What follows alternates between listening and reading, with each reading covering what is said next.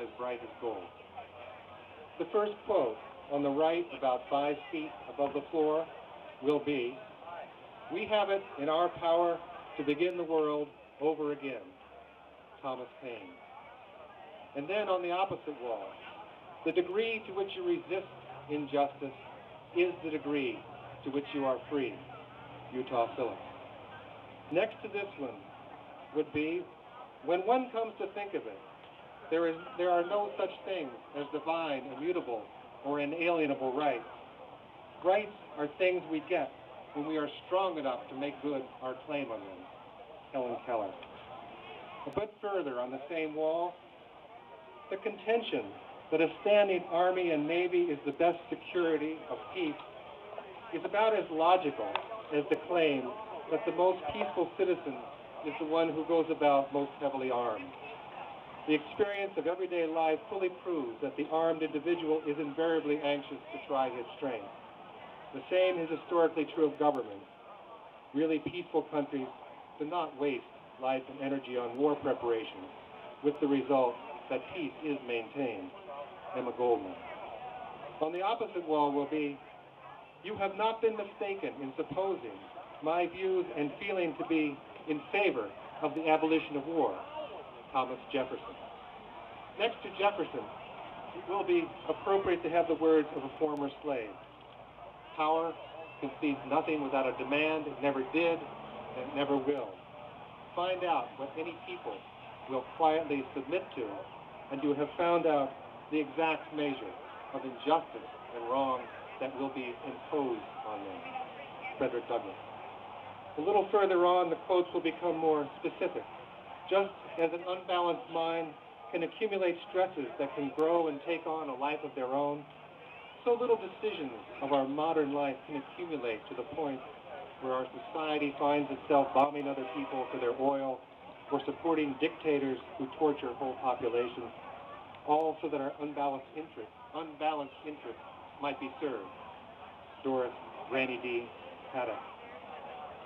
And next, "The most alarming sign of the state of our society now is that our leaders have the courage to sacrifice the lives of young people in war, but have not the courage to tell us that we must be less greedy and wasteful."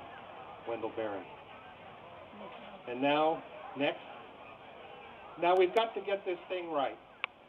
What is needed is a realization that power without love is reckless and abusive, and love without power is sentimental and anemic.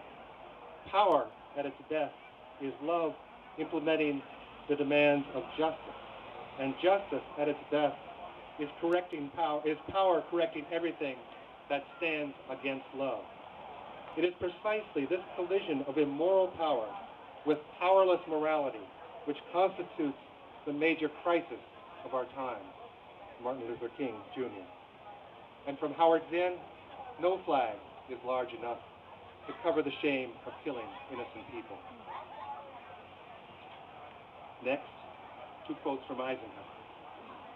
"Every gun that is made, every warship launched, every rocket fired signifies, in the final sense, a theft from those who hunger and are not fed, those who are cold and are not clothed. The world in arms is not spending money alone, it is spending the sweat of its labors, the genius of its scientists, the hope of its children. This is not a way of life at all, in any true sense. Under the cloud of threatening war, it is humanity hanging from a cross of iron." And also from Eisenhower, "In the councils of government, we must guard against the acquisition of unwarranted influence, whether sought or unsought by the military-industrial complex. The potential for the disastrous rise of misplaced power exists and will persist. We must never let the weight of this combination endanger our liberties and democratic processes." And next, "Why so much war? Because war is a profitable enterprise. George W. Bush and his people can hold forth about the wonders of democracy and peace, and can condemn worldwide violence in solemn tones. Until the United States stops being the world's largest arms dealer, these words from our government absolutely reek of hypocrisy. William Rivers Pitt. Next, the war against Iraq is as disastrous as it is unnecessary. Perhaps in terms of its wisdom, purpose, and motive, the worst war in American history. Our military men and women were not called to defend America, but rather to attack Iraq. They were not called to die for, but rather to kill for their country. What more unpatriotic thing could we have asked of our sons and daughters? William Sloane Coffin. Next to that, George. Your reckless and wanton foreign policies killed my son, Specialist Casey Austin Sheehan, in the illegal and unjust war in Iraq. Helping to bring about your political downfall will be the most noble accomplishment of my life, and it will bring justice to my son and hundreds of other brave Americans and tens of thousands of innocent Iraqis. And your lives have killed. Cindy Sheehan. Next to that, military glory, that attractive rainbow that rises in showers of blood, that serpent's eye that charms to destroy. Abraham Lincoln. And the final quote would be the same one as at the beginning. We have it in our power to begin the world over again. Thomas Paine. The words on the walls of the memorial would be lined with quotes like these, and many more. Of course, at this point, it is merely an idea, a suggestion, an imagined artifact, and I suspect that nothing like this will ever be built. Nonetheless, my imaginary plans show at the end of the tunnel will be an intense light. There should always be an intense light at the end of a tunnel. This one would be shining from above over a floor-to-ceiling mirror that one must confront and pass by to the right or the left in order to exit.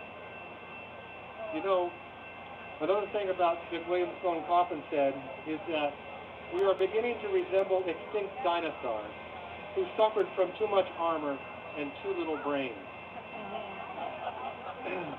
The reason we have become so over-fortified and under-intellectualized is that our lives are being run for the benefit of the business in business as usual.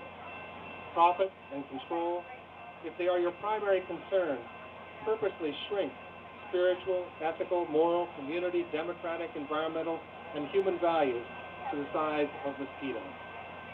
And we who support those values, those human values, are acknowledged, if we are acknowledged at all, with a puff of insecticide. But we know that for lack of those values, human life on this planet is in danger. And the memorial we may be planning soon may not be for U.S. soldiers or Iraqi civilians, but for our entire species.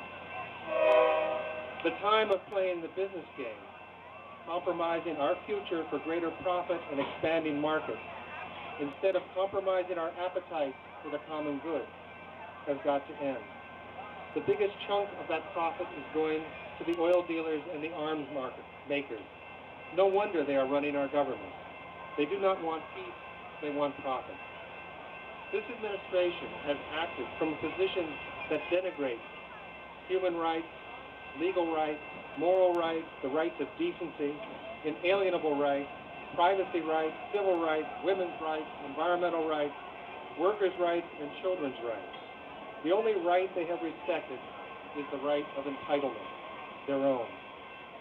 Our only hope is to demand our rights as citizens, our right to our ideals, our right to our sense of morality, our right to envision a future in harmony with the laws of nature. We who want peace must now refuse to play their game, whether it's being played by Tom Allen or Susan Collins. The stakes could not be higher. We don't want jobs building warships. We want jobs building solar collectors. We don't want jobs building machine guns. We want jobs building windmills. We don't want craven politicians with rings in their noses obediently trotting after lobbyists. We need people to be led by reality.